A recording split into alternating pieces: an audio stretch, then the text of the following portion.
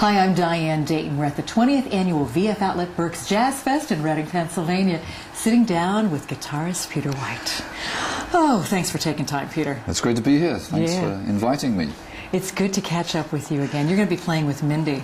Yeah, I've done a lot of shows with Mindi in the last year, and in the last few years we've done about 200 shows together, so we have a special connection there. Love to play together. Yeah, and you're going to be playing as a part of the jam that they're doing too. Yeah, this is my first time as being part of the jam, and I didn't really know what form that would take, if we just go up on stage and just play what we want, but we have a couple of good leaders, Chuck Loeb and Rick Braun, who have put together a set list of songs that they would like us to play. So there is going to be some structure, even though it is a jam session. So, you know, there's structure, but anything may happen. Yeah, that'll be a lot of fun. That's always fun.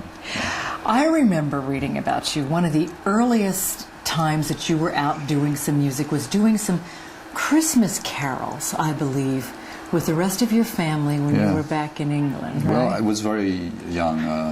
How old were I? 7 or 8. And my father taught us to play music. My father was really into music, and he played the piano a little bit, but he made us play the recorder. You know, this is a lot of kids start off as their first instrument. It was my first instrument. And I still play a little, actually, today. I do. And we went out playing Christmas carols. And I still remember how cold it was. And the breath forming into mist in the air. And that was my first introduction to show business. There you go. Baptism by fire, huh? Yeah. And it was good because many years later I started playing Christmas music again. I made a Christmas CD in 1997. And since then I've gone on to do many Christmas tours, including one that I do on my own with Mindi Abair and Rick Braun. The three of us play. And that has continued for many years. How many CDs do you have, Peter? I don't know. Do you know? 11, 10, 11, 12. Double digits. Well, there's some compilations as well. And if you include the Christmas albums, I think it might be 12. Yeah. So I'm not counting. We'll just go online and we'll check it out. Yeah. You were saying a little bit earlier, in your free time, you love getting back home. And back home, we're talking about getting back home to England. Yeah. Because my mother's older now. She just turned 80. And I go back to see her every time I can. Everybody, go and see your mother.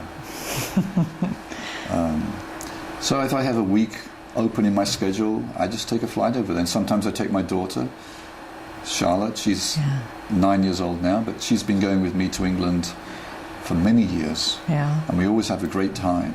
I have a much more fun time with her than I do on my own. And of course, Mum wants to see her as well. And I have brothers, and Charlotte has cousins over there. So that's a really good time. Has she shown any interest in music? Oh, yeah. She sings like a bird. She loves singing ABBA songs. Oh, really? Yes, Dancing Queen. But she also plays the violin. She brought her violin home the other day from school. I'd never heard her play.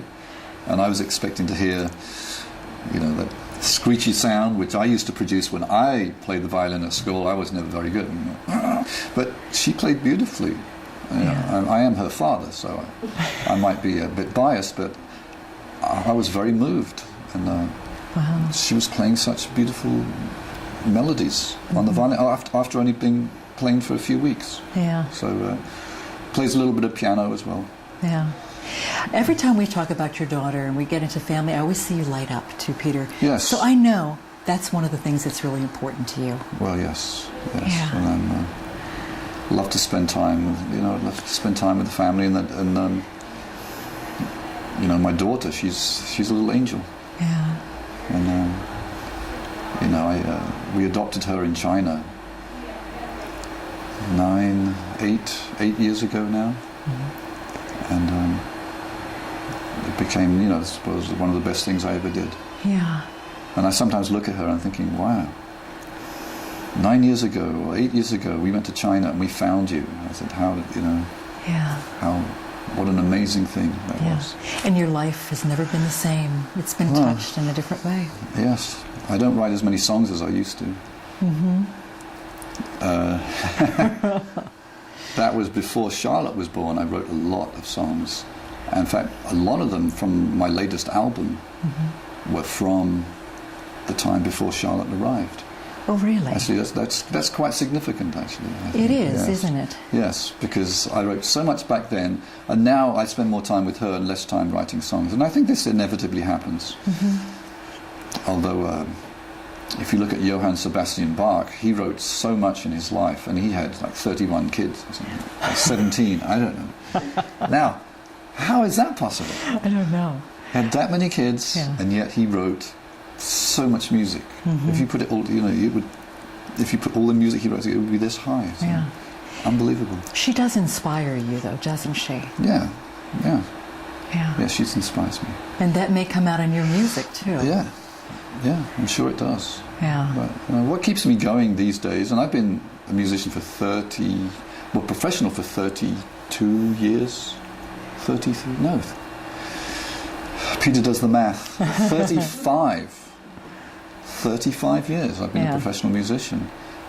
What keeps me going is the people I meet, like people I just met in the lobby here at the Berks Jazz Festival, who say, "Oh, Peter, we listen to music every day," or "We love this song," or "I saw you here and I'd love to see you play." And that's what keeps me going. Yeah. If it was just me on my own saying, "Hey, please listen to my music," I don't know if I would be able to have the enthusiasm that I did when I was, say, 17. Well, you have some interesting roots, too, with music and rock. Yeah. Yeah. Yes. I mean, the music I play, I think, is still rock. It's really not much different than what I played with Al Stewart, and I started playing with him when I was 20. That wasn't even my first gig in music. I started when I was 19. But I met him when I was 20, and we started touring the world. And that was exciting for a 20-year-old. Can you imagine how exciting that was? Oh, yeah. And I wrote songs with him. We ended up recording an album at Abbey Road Studios, which, of course, everybody knew was the home of the Beatles, and all their recorded music. So I was thrilled. I even bumped into Paul McCartney one day in the corridor, and I said, "Oh, hi, Paul," and thinking, "Oh, here's someone I know," because and then all of a sudden, "Oh my God, that's Paul McCartney. He doesn't know me. I know him, but he doesn't know me." But he was very friendly, very nice to me. And that was very nice meeting Paul. I had a complete Abbey Road Beatles experience. Yes, right it then. did. Well, we love your sound. I mean, your sound on stage, you're just so smooth, and it just has a really good feel and a good vibe to everything that you do. Oh, thank you very much. Yeah, really enjoy hearing your music. So I'm looking forward to hearing you today. Yeah, well, we have a jam session tonight, and Chuck Loeb put some of these songs together. He says, "You can play on this song." He picked My Funny Valentine, which is a lovely song. I love that song. He says, "Because, Peter, you're so sensitive. You can really play that song." I said, "Okay. That's nice. Well, I'll take that." Well, good. Then that's what we're going to hear. Sensitive. I'm sensitive. Good. We know you are. Well, thanks for taking time with us and sharing a little bit about who you are. You're very welcome, Diane. Thanks very much for having me here. You're welcome. We're coming to you from the 20th Annual VF Outlet Berks Jazz Fest in Reading, Pennsylvania.